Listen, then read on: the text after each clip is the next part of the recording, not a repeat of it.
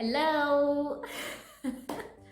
It's so good to have you here. You are highly welcome back to my YouTube channel. My name is Amarachi Grace Duma. I'm a young Nigerian girl who loves life and I love to live and to share. In today's video, it's not exactly a rant. I'm just going to be talking about something that pains me sometimes, gives me concern.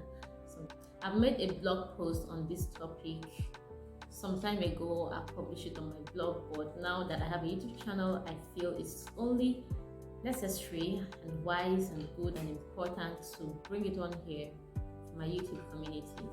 Alright, so I am going to just give a definition of terms. I believe from the definition of terms, the summary of what I want to say in this video should be in the definition of terms already. So by the time I will define what denominational fanaticism is, you should already know the reason, the source of my rant.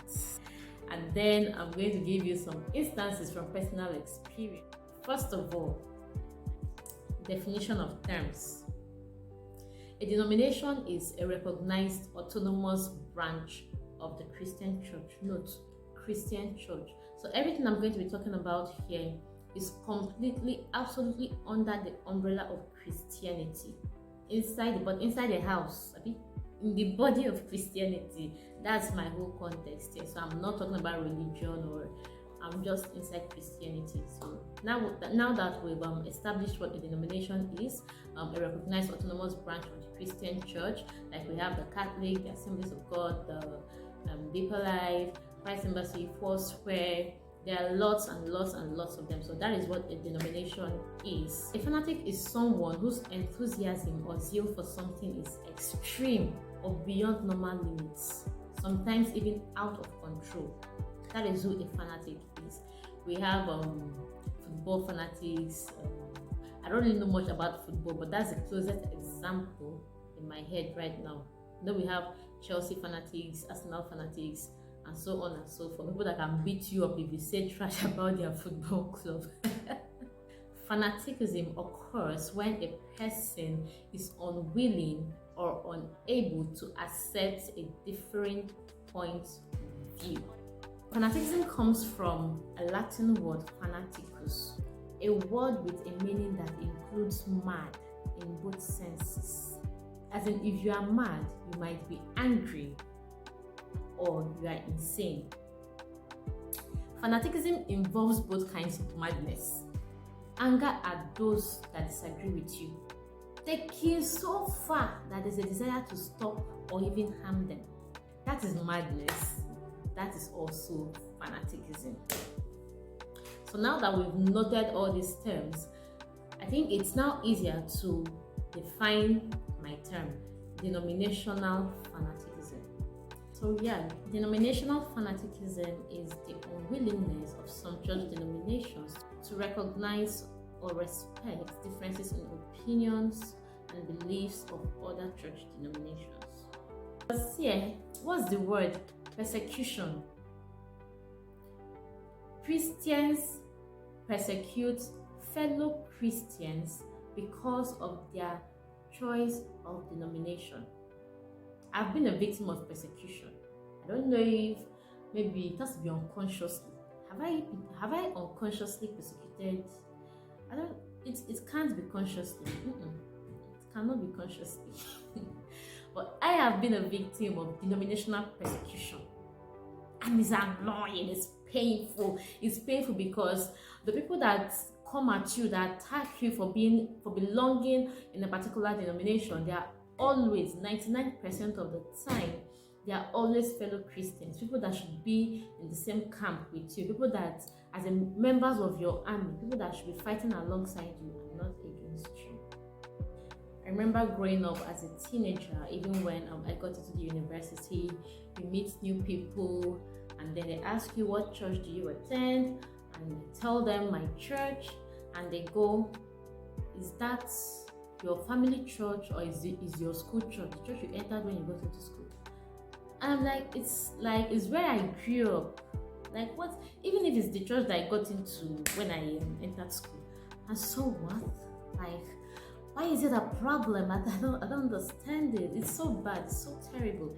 I remember one time during my youth service, I'd gone to visit a friend of my mom. I stayed the weekend at her place, so I followed her to her church. I enjoyed the service, right? All right, I enjoyed the service. So after the service, when it was time to welcome the first timers, I was welcomed as a first timer. And then the brother that attended to me, when we got talking, he asked if I was born again. I told him yes, I was born again, filled with the Spirit. I asked him what church I attend. I told him church. And you know this kind of sorrowful look that he gives to somebody, that was the look he gave me. In my mind, I was like, hey, not today, I don't want all this lecture. And then he started telling me, he said annoying things about my church, which I feel like he shouldn't have. He had no right to. He had no right to. We've been called to a ministry of reconciliation and not a ministry. You have not been called to steal flock. If you want sheep, if you want members, you go and bring those that are not in any way, not to try to steal the flock. It's not political campaign. It's not PDP, APC political campaign. Like he said some things. Am I sure I'm in a true church? I should pray to God to reveal the true church to me. So he said all those things with some Bible references that I could have used to attack him, but I wasn't in attack mode. I'm already in attack mode. So he said all those things, and I was like, he even asked me if I would come the following Sunday.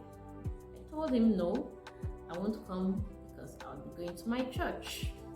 The things he said there, okay, he said that I should pray very well before I know what church to attend, that Christ is the owner of his church, that he is the owner of my church, that don't follow people that just go and open churches that nobody sent them to open.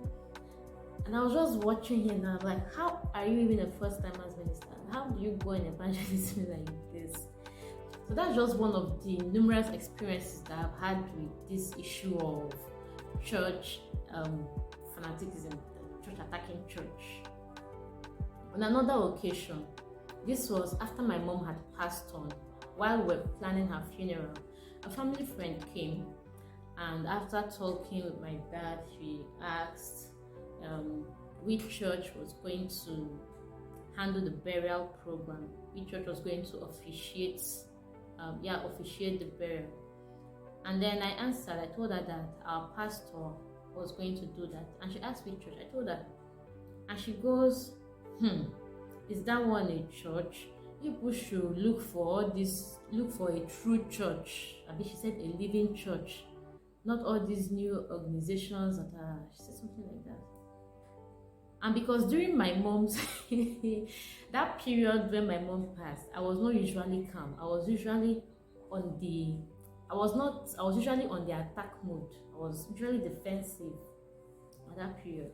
So I thought, I said, what do you mean? So a woman that has been, I did not get the sense of it. Like she has been a devoted member of that church. All her children, her husband, were all members of that church. And then like we've lived our lives there. The church is our family. Let me not talk too much about this. Like the church is our family. We've been there. We've tithed there, we've prayed that the church has shown up for us in several occasions and all that. And then you are not even that close to the family. You are not even close to us. You now come and you feel like you have a say, like your opinion matters. No. On yet another occasion, this was while I was in school. Although this one is not really about denominational fanaticism or in the strict sense of it. I think it's just all this cultural bobo that we have added inside Christianity that nobody sent us to add. So there was this classmate of mine, a guy. I would wear nice clothes and come and he would compliment.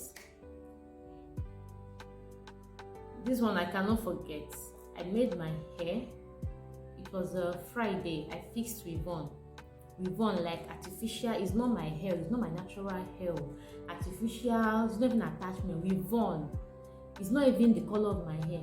I think it was a golden color. So I fixed it and I came to class, and he went, "Oh, you look good, very nice. Wow, you look very beautiful." I said, "Thank you."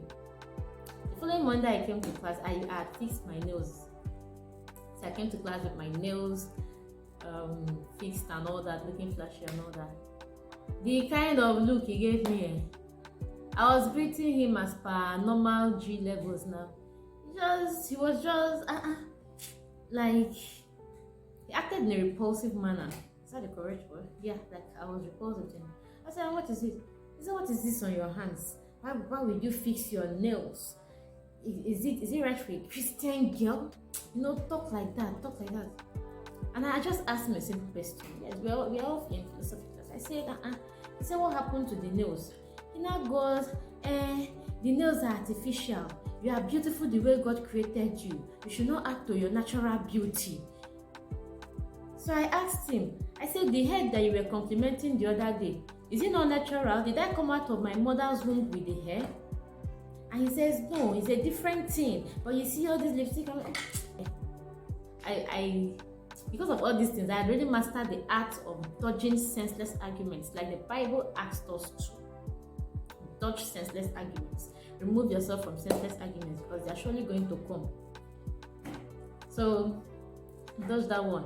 Another senseless argument that I cannot even argue it now. If you even bring it to me and you're talking, I'll tell you, yes, you are right. Continue, keep it on, right on. The issue of trousers, they will now quote Deuteronomy for us. A woman shall not wear man's clothing, a man shall not wear women's clothing. Don't wear trousers. Me, I cannot argue that argument again in this generation. It's very disheartening. Now, I've heard of cases of some church denominations that cannot intermarry. Very strict rule. You cannot intermarry. Now, I understand the part of the wisdom in marrying someone that you share similar beliefs with. I know that there are some denominations that the beliefs or the norms are very apart, like they're like two parallel lines. So I understand it when you say you want to marry someone that at least you can, in terms of faith, you can reason in the same manner, communicate in the same manner. Like for someone that you've prayed the rosary all your life, it's not going to be quite easy to be equally yoked or to be joined as one to someone that you've never prayed the rosary all your life. Maybe you've talked in tongues, you've prayed in tongues all your life. So you guys really have to do a lot of meeting between yourselves to be able to be equally yoked as one. And you would still want to remain Christian, because the kind of arguments and confusion that can come if you guys don't decide to resolve that and agree on that, two of you might even end up falling apart, as in falling in the process of it. So while I understand that, I still don't see why it should be a strict rule, unbreakable rule, that I am a this. I cannot marry from this church. I cannot marry from this church. So what do you think you are saying? What the Bible told us is don't be unequally yoked with unbelievers. You are now making yourself and other believers to be unequally.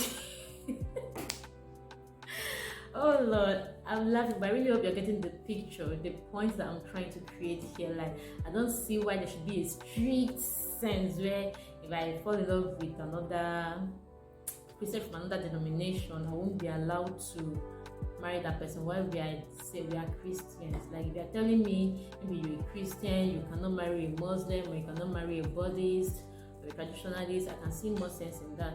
But if we are all under the same umbrella, in one body of Christianity, I really do not understand that. I feel like all these different rishi, all these, would I call them cultural or rituals? I don't know, that we've added into Christendom that nobody sent to. I know it's God that there's no God that sent us to be doing some of the things that we are doing and carrying on our head. We're not living the important work that He sent us to do. We're not carrying all those ones on our head. So it distracts us from the main assignment that God has given to us. I've also read I read the story on a blog. I don't know the authenticity of the story, but it trended sometime last week of an individual that was very sick and in need of funds for an operation. I think it had to do with the kidney or something. And then members of another organization organized funds for her treatment. But because they are of another denomination, not even another faith, another denomination where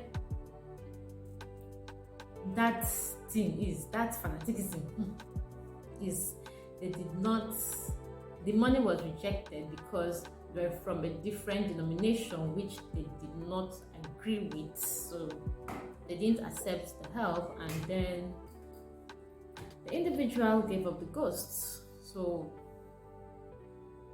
these things are not right. Like, I was watching one of Pastor Mildred Okonkwo's videos. If I can find the link to that video, I'll put it in the description box below, because I think that we Christians really need to watch it. When we are allowing these things to get into our heads, we are just, do you think that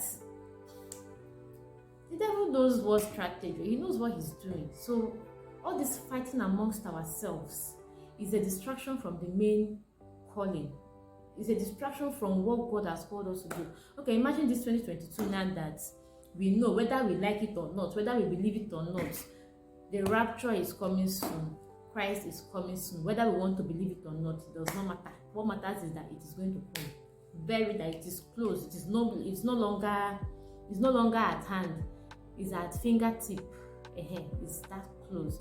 And at a time like this, we are still fighting denominational battles. Why we should be coming into a oneness, which is already happening, by the way. I feel like in the realm of the spirit, there's already a oneness of Christians coming together, agreeing more, seeing a unified cause. But if you still want to be fighting religion, like I was saying, there's a video Pastor Mildred Okonkwo said. She said, when you are doing all that, when you are attacking your fellow Christian brother because of all those, when you're still a fanatic, a denominational fanatic, it's just like shooting members of your own army. Like, you people are fighting together. You are an army. You have an opponent. You have an adversary to attack. And you are attacking yourselves because this one is not talking in tongues. So this one is not covering her head. This one is wearing trousers. This one is not. It's not nice. It's not nice. It's not nice. It's a big distraction. It's a big distraction. So as much as we can, I shall know that last when we get to this heaven, it's not only going to be members of one church that will be there. Those people that even think that they're not going to smell heaven, it will shock all of us. I once met an individual that said that it's only herself and members of her church that are going to own heaven. It's only them. They are the only ones that God brought to planet Earth to come and stay. I think I've made enough of my points in this video. Like, if we can, though we are many denominations, there are some things that we don't, even if you don't like it, though, are you the one that sends the person? Leave it. Let's focus on what is more important. If you're invited to another church, you're Christian, if you can go. Unless you just don't want to go. But let it not be because you feel like they are not doing it the right way. If you are invited, go. If they say you should cover hair, you will not die.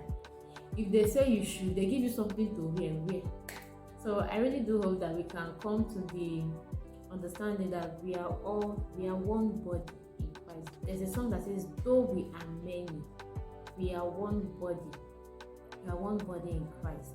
And the way I interpret that song, though we are many denominations, we are one body. We are unified in Christ. We've been baptized into the oneness of Christ. So we shouldn't be fighting ourselves. You see people that have so much hatred against fellow. Why? Because they are in a certain denomination. I've seen cases of parents that have still not forgiven their children for leaving the family church to another church. They see it as a very big rebellion. The person did not fall out of faith though. If it's that the person said, okay, I'm not doing this Christianity again, maybe it may be a little understandable, but the person is still a Christian, then you just, please, let's be more reasonable and more accommodating to our fellow Christians in the faith. You don't know it all. Yeah, so you're not the omnivores, you're not with the monopoly of this knowledge center. So let's stop the act of talking down on other church denominations. It's not nice. It's not nice at all. We are one body in Christ. We are not opponents, we are not adversaries, we are in the same team. We are on the same team, we are in the same army. And please, if there's one thing that I've learned from my pastor, is that the kind of nonsense that we used to go and do online. Hey, everybody want to talk, everybody want to go to comment section and talk. That is another story for another day. Once there is something about a gospel artist, a minister, the church, or a pastor, once there is a story published anywhere at all, or anything at all, whether it's a good story or a bad story, the higher percentage of people that rush to the comment sections to cut heads and necks and fight and speak all kinds of type all kinds of blunders, they are mostly Christians, and it doesn't really make sense. It doesn't make any sense at all. So that's the point of my video. So why did I make this video today? Because at this point I really don't. When I was younger, I used to fight back. Say anything about my pastor, we'll argue that argument to or you now come and tell me that why am I wearing trousers? I will want to show you. Like, the arguments, they really don't make any sense. So let's just stop all that. We are mature in Christ now. Like, we are one body. Let's stop all that fighting and all that antagonism and all that childish behavior. Let's be accommodating. You see landlords that will not accept tenants in their houses because they are of a Christian denomination that they do not approve of. Why? You see employers that cannot even take in, your fellow Christian brother. Hey, that's how you miss out on nice people. That's how you miss out on nice employees. Someone that is hardworking, that will be loyal to your company, someone that will carry your company matter on his or her head. You will not employ that, so you miss out on that person because the person is a Christian, or just because the person is attending a church that you don't approve of. That's how we miss out on many things. That's that. It is possible to miss out the love of your life, your soul. You miss out on your partner because of this. May God help us to know that though we are many in these denominations, we are one body. I understand the facts of loyalty to your denomination, but let's not become bigots. Let's not become hot-headed. Let's not become fanatics to the points that we are now unreasonable, to the points that we are now doing the exact opposite of what we should be. And this is the end of my video. So if you like this video, kindly subscribe, and I would love to hear your thoughts in the comment section below. Have you persecuted? Have you been a fanatic, a denominational fanatic, knowingly or unknowingly? Have you been persecuted by fellow Christians because of your denomination? Kindly let me know in the comment section below. Thank you for watching, and see you in my next video. Bye.